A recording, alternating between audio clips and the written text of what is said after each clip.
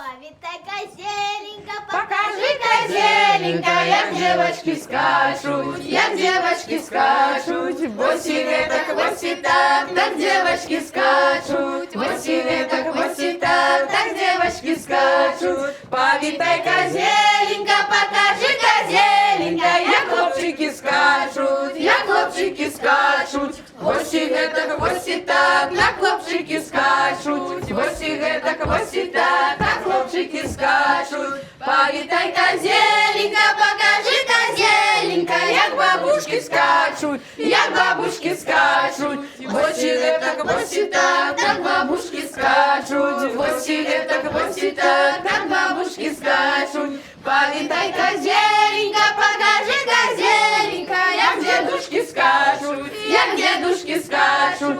Восі так, як дедушки скачуть. Восі так, як дедушки скачуть. Повітай, козеленька, покажи, козеленька, як козлики скачуть, як козлики скачуть. Восі так, як козлики скачуть. Восі так, як козлики скачуть. На коляды с козою ходили, и с козлом ходили. Это персонаж традиционный до коляд. Вот, ну, такая хуйня існує в народе. Мы вирішили, что она колядная.